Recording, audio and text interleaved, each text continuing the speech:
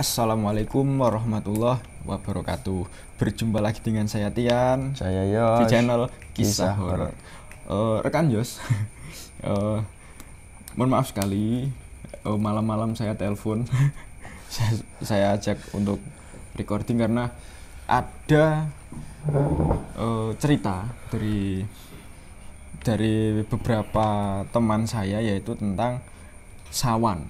Karena anak dari rekan saya mengalami gejala-gejala yang menurut orang pintar atau orang yang dia mintai tolong itu adalah sawan.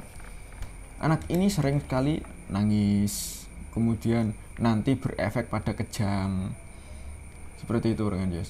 Dan intensitas menangisnya ini tidak sebentar, kadang pagi gitu sampai siang, Berkelanjutan. tengah malam sampai fajar. Dan itu terus, setiap hari pasti nangis, pasti.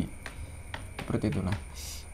Ini saya sudah mencatat beberapa keluhan-keluhan yang dirasakan oleh dia. Seperti itu. Di antaranya adalah sampai muntah, menangis tadi, kemudian sampai takut ketika ayahnya baru pulang dari bekerja atau dari pergi kemana dia pulang, anaknya pasti nangis. Kemudian jam-jam tertentu anak ini pun menangis juga, seperti maghrib, menjelang maghrib atau menjelang tengah malam pasti nangis rekan Yos. Nah, kalau menurut rekan Yos, sawan ini seperti apa sih? Gitu, monggo dijawab rekan Yos. Ya, yang saya tahu untuk sawan ini ya, semisal ayahnya baru pulang kerja itu jangan harus caranya ojo nyekel anaknya sih. Karena apa? Dia pun pulang kerja itu membawa balak ataupun sawan seperti itu. Lebih baiknya itu cuci tangan, cuci kaki, bersih-bersih diri dulu lah, baru langsung memegang anak. Atau karena sebelum masuk rumah seperti kan Yus ya. Karena apa? Dari dulu untuk orang tua itu sudah menyarankan kalau kita sudah berpergian terus pulang ke rumah itu harus bersih. Nah, bersih-bersih dulu lah. Ben caranya ini biar kotoran dari atau sawan pun itu hilang seperti itu kan Yus ya.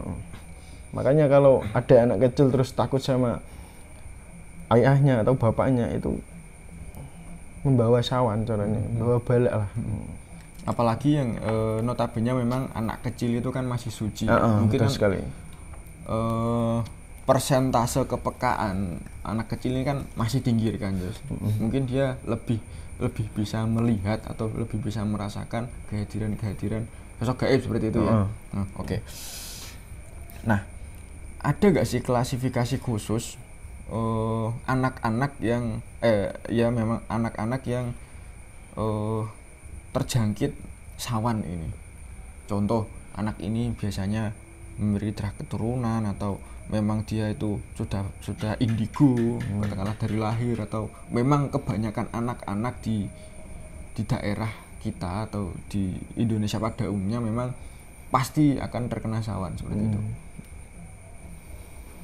Ya, menurut saya emang dari keturunan ataupun peranakannya itu sudah ditakdirkan. Misal ini anak ini indigo kan, itu dari kecil pun harus dibiasakan. Karena apa? Kalau kita tidak biasakan itu nanti ya takutnya membuat kaget sendiri lah anaknya itu. Dan terus kalau lahir pun itu harus cara Jawa ini digebrak biar apa? Tidak kaget. Tidak kaget apapun itu, misal ada orang meninggal ataupun ada petir ataupun ada apa, biar tidak ada sawan pun itu. Sawan itu banyak, konfliknya banyak. Dari ayahnya berpergian tadi, terus ada sawan orang meninggal pun bisa, terus sawan di jalan pun bisa. Berarti sawan ini tidak melulu tentang gaib, bisa juga keadaan alam seperti petir, kemudian fenomena-fenomena seperti orang meninggal seperti itu ya kan. Iya, ini ada pertanyaan lagi, kenapa anak-anak atau orang yang dewasa atau menjelang dewasa sering sekali ketika sawan itu harus diambilkan contoh anak kecil yang kaget terhadap badut seperti itu kan, diambilkan sedikit lah rambut dari badut tersebut. Kemudian kalau ada orang meninggal diambilkan tanah yang habis mandi lah, habis dimandiin, tanah yang masih basah karena tadi bekas pemandian pemandian mayat tersebut. Kemudian kenapa harus ada tanah perempatan dan daun sangketan atau buntut tikus kalau di sini? Yang saya tahu kalau lahir pun dia sudah diberi seperti kayak tumbukan daun sangketan itu ditempelkan ke batunya ataupun ini jidat dahi karena apa, buat menghilangkan bala apapun yang datang ke anak ini. Dan sedang pun kalau sawan misal sudah besar dia sawanan misal habis berpergian terus tiba-tiba dia sakit tidak tahu karena apa, itu kan orang tua pun apa misalnya kowe sawanan paling nduk kita kondi kowe koyok ngono lah. Nah makanya enek yang caranya diberi kan, orang Jawa pun kental dengan mistisnya dan juga adatnya pun juga kental, makanya diberi untuk tanah itu perapatan. Karena apa, dia sawanan dalam perjalanan. Oke. Nah, saya pernah mendengar cerita bahwa godong sangketan ini merupakan salah satu tanaman yang tidak begitu disukai oleh makhluk gaib yang memiliki energi negatif seperti itu.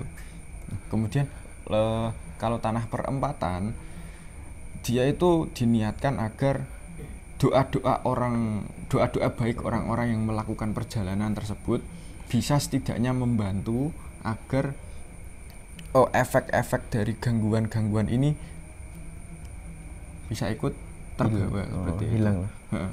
Kan orang perjalanan dari satu tempat ke tempat lain, mungkin diniatkan niat baik orang itu dari satu tempat ke tempat lain, ya kan. Nah, penyakit dari satu tempat ke tempat lain seperti itu. Nah, mungkin seperti itu kan Yus ya. Oke. Nah, kemudian faktor yang memang dapat diambil ketika bayi atau orang ini memiliki indikasi gangguan itu seperti apa kan Yus? Gangguan sawan ini. Ulang. Faktor atau langkah yang bisa diambil seseorang ketika dia itu mengalami sawan. Ya itu tadi dari kental Jawanya kan diberi tadi godong sangketan ataupun sawan ataupun diberobatkan. Di medis pun ya melihatnya itu demam lah. Tapi kan kalau di Jawanya kan corone kan sawan. Sawan itu tuh bala ataupun ya kaget energi negatif yang nempel ke badan yang sawanan itu. Dan sawan pun bisa berkelanjutan, misal mengakibatkan demam tinggi, terus demam tinggi pun itu mengakibatkan kejang-kejang, ayan seperti ayan lah. Dan sawan itu pun mengakibatkan ketakutan yang sangat tinggi, seperti melihat orang pun langsung takut, tidak tahu itu siapa tapi melihatnya itu langsung takut, tidak mau ikut gitulah. Misal rekan Tian punya ponakan ataupun siapa dan melihat rekan Tian itu seperti takut, tidak mau diajak gitu loh, itu bisa berkelanjutan ketakutan itu. Ya itu sawan itu. Makanya di Jawa pun kental dengan apa itu pengobatan dari dukun bayi ataupun dukun-dukun yang lain. Itu dikei sawan kuwi mau. Anak sing dikunyahkan dengan kembang apa namanya? Kembang kenanga yang dikunyah terus disemburkan, terus dioleskan di perut, terus di dada, terus misal di telapak tangan, terus di telapak kaki. Ya, itu pun bisa menyembuhkan. Nah, itu yang pertanyakan itu kenapa harus itu gitu loh. Mungkin gini rekan Yos. Metode pengobatan setiap orang kan beda-beda. Ada yang menggunakan air, misal dari air pun dia untuk minum lah, ini minum nanti insya Allah dari kersane Gusti lah, ini engko waras lah. Oke, metode yang dipakai oleh dukun ini memang menggunakan media tersebut. Karena memang dari dulu pun dari gurunya atau dari orang tuanya atau dari sumber dia mendapatkan ilmu ini kan memang syaratmu harus ini. Betul sekali. Nah, tapi kan memang kalau doa, media doa kan bisa menggunakan apa saja. Nah, mungkin dari dukun tersebut menggunakan bunga, menggunakan apapun itu yang dikunyah kemudian disemburkan atau dimuntahkan kemudian dioleskan ke tubuh bayi tersebut bisa saja. Tapi niatnya kalau menurut saya memang sama, yaitu untuk menghilangkan bala itu. Menghilangkan pertama, kedua adalah menamengi seperti itu. Nah, agar apa? Agar gangguan-gangguan, kemudian indikasi-indikasi sawan itu tidak terjadi lagi kepada bayi tersebut. Seperti itu kan. Nah, saya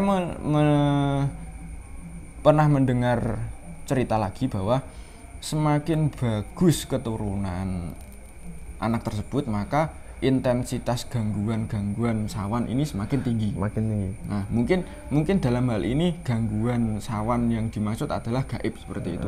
Karena apa? Kita kalau dilahirkan dengan keturunan yang seperti kita sendirilah, itu kan banyak yang pengen ikut dan kepekaan pun itu terbuka tinggi.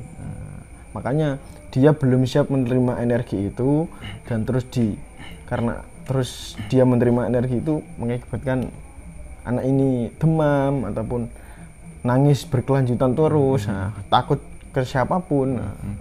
Karena memang ada sosok-sosok di sekitar kita yang tidak memiliki bentuk fisik yang bagus. Nah, bagi anak-anak kan memang sebuah momok atau sebuah hal yang menakutkan seperti itu. Apalagi kalau memang anak ini sudah terlahir sebagai indigo atau terlahir sebagai anak yang memang memiliki kapasitas untuk berinteraksi atau merasakan hal-hal mistis lebih daripada bayi-bayi yang lain seperti itu. Nah, mungkin ini akan menjawab juga kenapa orang yang sawan akhirnya menjadi ayan atau step seperti itu. Nah, karena memang sedari kecil dia sudah dibenturkan dengan hal-hal yang mengagetkan seperti itu. Tiba-tiba ada makhluk di depannya. Apalagi yang memiliki kapasitas balung kuning itu kepekaannya sangat tinggi. Karena apa? Untuk rongga dalam penglihatan kita itu besar. Untuk luang pun makhluk-makhluk gaib pun masuk itu lebih tinggi. Ya, mungkin itu akan jadi next bahasan kita tentang balung kuning seperti itu. Siap. Oke, nah kembali lagi ke topik kita, bahwa semakin sering anak itu kaget, semakin sering anak itu mengalami hal-hal yang istilahnya mendebarkan jantung, ya kan, dan itu berkelanjutan, mungkin akan berimbas kepada tadi jantung lemah, kemudian darah tinggi, kemudian dia akan semakin sering marah-marah karena apa sih ini, kenapa saya seperti ini, kenapa harus saya seperti itu. Karena memang ada beberapa rekan-rekan indigo saya yang sedari kecil dia telah mendapatkan gangguan-gangguan seperti ini, dan menurut orang tuanya pun itu dikatakan sawan. Dan karena apa, orang tuanya tidak memiliki kapasitas untuk melihat, tapi anaknya dianugerahi kapasitas melihat tersebut. Nah, dibawalah ke orang pintar. Kemudian dari orang pintar tersebut mengatakan anakmu ini terkena sawan. Nah, padahal yang dirasakan oleh anak kecil itu ya mungkin memang ada korelasi lah antara apa yang dikatakan oleh dukun orang pintar ini terhadap orang tua dari rekan saya, karena memang dia sudah bisa melihat dari kecil dan orang tuanya pun tidak memiliki pengetahuan lebih dalam hal gaib ini sehingga tidak tertangani seperti itu. Nah, memang rekan saya ini juga memiliki indikasi-indikasi yang rekannya sebutkan tadi, seperti sering kaget, sering marah, kemudian sering berbicara sendiri karena memang dia indigo seperti itu. Nah, tapi sebelum dia menyadari bahwa dia indigo, dia sudah mendapatkan indikasi-indikasi tadi, rekan Yos. Seperti itu. Nah, ada gak sih makhluk atau sosok yang mungkin bisa menerangkan tentang sawan ini menurut rekan Yos? Ada sih. Ada ya. Kalau misal sekali kita minta izin dulu, nanti kita doakan beliau dulu, kemudian kita tarik agar kita juga mengetahui sisi sawan dari makhluk-makhluk tak kasat mata ini. Oke, kalau misal memang rekannya sudah mendapatkan sosoknya dan mau untuk jajak komunikasi, boleh nanti dimediatorkan seperti itu rekan Yus. Oke.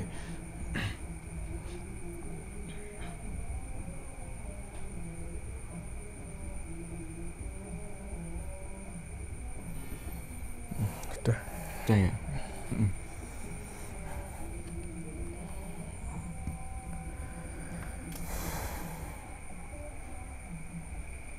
Jadi teman-teman semuanya, nanti apa yang kita dapatkan tentang bahasan kita sawan ini tidak berat sebelah.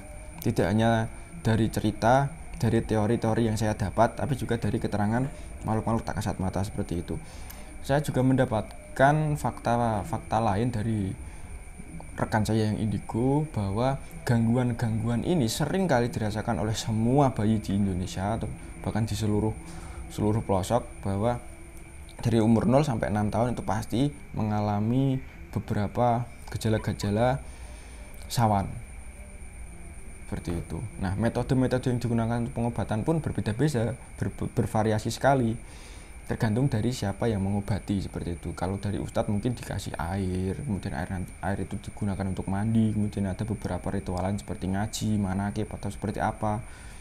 Kalau dari dukun memang bukan dukun atau orang-orang yang memang dari dulu memiliki ilmu atau memiliki kapasitas tentang persawanan duniawiah ini, bahwa kamu harus ini, kamu harus ini, seperti itu. Oke, gimana rekannya sudah mendapatkan sosoknya?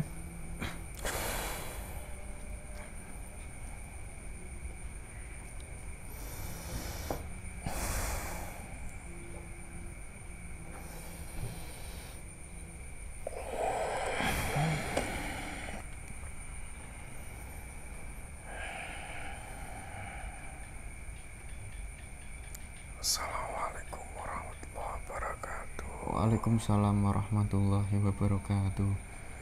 Pripun lah. Nggih, pangapunten yang jenengan kula atur mriki. Badhe tanglet masalah sawan. Nggih. Nek menurut jenengan sawan menika pripun? Sawan kuwi yo bala.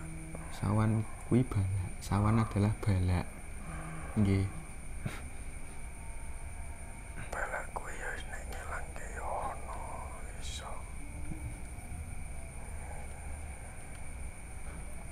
Kuwi nek dukun. Kuwi yo carane nggawa rewangane. Kalau lewat dukun tersebut menggunakan rewangan. Nggih. Nek yai kuwi yo nggawa dungane opo sing dirakati kuwi mah. Kalau kiai menggunakan tirakat, menggunakan lafal-lafal yang dia ketahui, sing piyambake ngertosi ngoten nggih. Nggih. Nah, sawan niki sejatine niku sak sanese balak niku wanci wonten gangguan gaib napa pripun? Iso wae yo ngono. Berarti sawan iki luas nggih, ya nggih. Misal wong lunga kesenggol karo bangsa. Kuwi bocah ya wong elok. Kuwi ya sawan. Jadi karena saking piyambake tindak nggih ha, kesenggol kalih makhluk akhirnya ndadosaken menika gangguan. Ngoten nggih. Ngoten niku nggih saged dikatakan sawan bagi. Nah, nek sing bayi-bayi biasanya kok nangis terus kejang, ngoten niku nek menurut jenengan pripun? Sing ganggu apa faktor-faktore sing marahi napa niku? Ya siji, emang ya makhluk ya ono sing apik lan ono sing elek. Iki diganggu, rek apa meneh bayi kuwi ya suci. Nggih. Mbak ora iso ngerti, tapi nek bayi kuwi ya pasti ngerti. kepekaane bayi niku luweh ngoten nggih. Makane wonge ora ngerti bangsa ono bar ditone kan yo wedi nangis. Nggih. Nah, saged napa mboten sih wong-wong niki ku carane kanggo menanggulangi hal-hal sing sifate sawan ngeten iki nek menurut jenengan carane pripun? Siji salat, Salat, terus yo nek saged yo zikir, nggih. terus nek lunga ning ndi wae apa sapa ning ndi wae iki ndonga. Donga nggih. Donga ki luwih penting lah. Nggih. Misal ameng ngorindi, ameng ning sumur, apa ning omahe awake dhewe, kuwi ya tetep donga. Ben sawan bala iki ora marah awake dhewe. Nggih. Nah, nek sing arupa kiriman terus arupa santet napa ngono niku saged dikategorikan sawan mboten, Mbah? Ora nek kowe masuke ya ning gangguan atau kiriman. Benten berarti nggih. Berarti sawan iki memang hal sing mboten wonten kaitane kalih sebab musabab kados santet sembarang kali mboten nggih. Memang murni mbuh kesenggol. Terus ancen ana makhluk jail.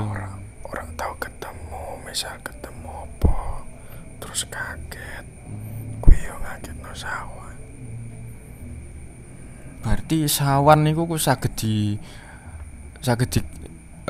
sebut sebagai kaget ngoten.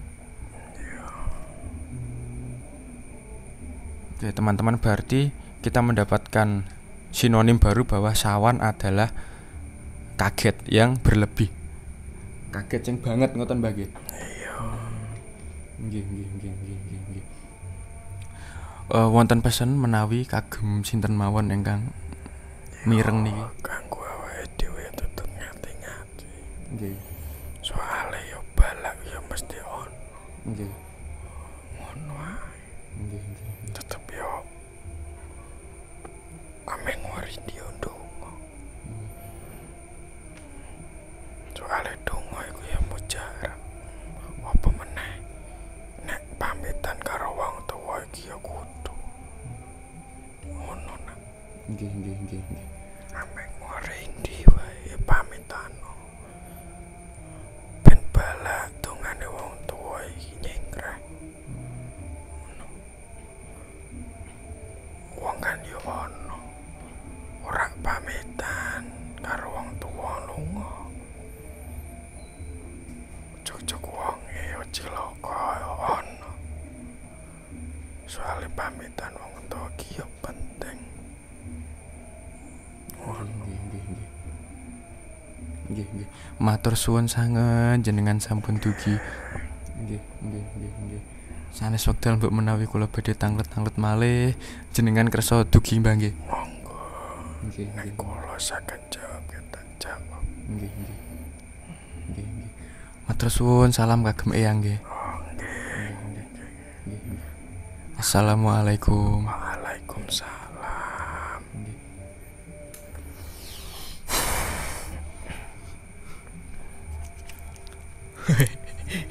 Jadi seperti itu tadi rekan guys,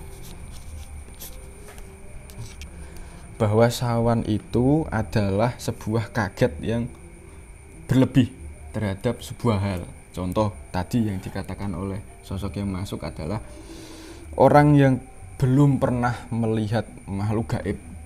Ini tatarannya bukan bayi lagi tapi dewasa. Orang yang melihat makhluk gaib kemudian dia kaget yang secara berlebih, aku mengakibatkan sawan tadi.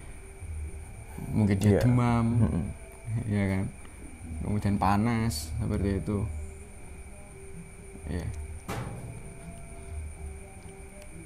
Tapi menurut sosok yang masuk tadi, sawan tersebut bisa diantisipasi. Berarti sebelum terjadi sawan bisa dicegah dulu dengan cara berdoa, seperti seperti itu. Di dalam rumah pun tadi menurut sosok yang masuk adalah mau ke kamar mandi, mau masuk ruangan, usahakan berdoa dulu. Kita kan tidak tahu di mana sih letak sawannya, di mana sih, kapan sih kita akan terkena sawan ini. Tidak tahu. Kita tidak tahu. Dan juga bala pun tidak ada di kalender gitu kan. Betul sekali. Dan tanda-tandanya pun seperti apa kita akan mendapatkan sebuah sawan itu kan tidak tahu juga. Betul sekali. Karena belum pernah ada yang membahas seperti itu. Nah, setidaknya kalau kita berhati-hati, kemungkinan buruk tidak akan menghampiri seperti itu kan. Nah, kemudian seperti ini, ada juga bayi yang dia kok lahir tidak bisa menangis, ya kan. Kemudian ada juga bayi yang dari lahir itu menangis terus. Salah satu contoh adalah tetangga saya. Dulu ketika lahir dia tidak menangis. Kemudian setelah dibalik dan dia baru bisa menangis. Nah, setelah itu menangis terus. Nah, dari orang pintarnya memberi saran bahwa kamu ambil jantung pisang. Kemudian jantung pisang tersebut kamu seolah-olah kamu dandani seperti bayi, taruh di bawah tempat tidur. Nah, kemudian mungkin didoakan dari orang pintar tersebut agar gangguan-gangguan tersebut beralih ke sana. Atau mungkin kalau saya lihat sekarang adalah memang bayi tersebut mendapatkan indikasi gangguan gaib, seperti digoda oleh makhluk gaib seperti itulah. Mungkin niat dari orang pintar tersebut adalah gangguan yang semula terletak pada bayi ini dialihkan kepada jantung pisang tadi. Seperti itu kan, Yus. Ini itu kan bisa juga dikategorikan ke dalam sawan seperti itu. Dan juga pun kalau dukun-dukun bayi ataupun bidan kalau melahirkan pun dia ada gebrakan. Seperti gebrak. Misal bayi ditaruh terus digebrak-gebrak. Biar apa? Bayi itu kaget dan menangis. Menangis pun, kaget pun itu biar kalau ada apapun itu kagetnya itu tidak berlebihan seperti itu. Seperti sawan itu tadi. Mungkin juga dia agar memacu jantung dari bayi tersebut agar supaya berdenyut seperti itu mungkin ya, pancingan mungkin ya rekan ya. Oke. Kemudian ada juga yang orang sudah lama sekali hamil meninggal. Ya kan, anaknya maksudnya belum sempat lahir tapi sudah meninggal, keguguran seperti itu. Nah, apakah menurut rekan Jos itu ada juga faktor dari sawan ini? Ya ada, soalnya sawan ibu hamil itu lebih tinggi dari sawan kita lah. Karena apa? Pantangannya itu lebih tinggi. Seperti hamil itu seperti ayahnya tidak boleh mematikan hewan ataupun tidak boleh membunuh hewan ataupun misal dari istrinya hamil terus suaminya menembak, itu tidak boleh. Karena apa? Mengakibatkan dari ke anaknya itu tadi ya. Ibu hamil pun ada tantangannya, misal tidak boleh mandi sampai larut sore, sampai melebihi jam 4 itu tidak boleh. Terus orang hamil pun itu harus seperti misal dia jongkok pun tidak boleh, terus duduk pun harus tidak ada etikanya seperti itu. Pantangan sawan dari ibu hamil itu lebih tinggi rekan ya. Mungkin klasifikasi atau syarat-syarat yang tidak boleh dilarang pada ibu hamil itu lebih tinggi. Pantangannya ibu hamil itu lebih tinggi karena memang dia membawa nyawa di dalam tubuhnya seperti itu ya rekan ya. Nah, bisa nggak sih gangguan ini juga bersumber dari bayi yang dulunya gugur tersebut terhadap bayi yang akan lahir ini atau yang telah lahir ini? Kalau menurut bagaimana?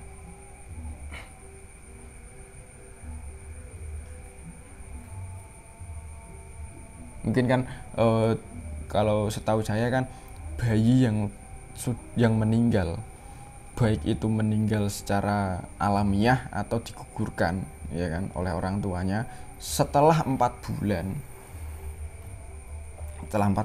dia akan menjadi arwah, mungkin karena sudah ada nyawa di sana. Iya. Ya. Nah, mungkin kan karena dia merasa dia masih mengenal ibunya, kemudian dia merasa punya adik, akhirnya mendekat, kemudian digoda, dan bayinya tersebut menangis karena melihat makhluk yang tak kasat mata tersebut. Ya bisa jadi seperti itu ya kan ya. Oke. Nah, ini kan nanti juga bisa digunakan untuk moda edukasi. Kemudian hour kalau istilah sini ya kan. Hour itu seperti patokan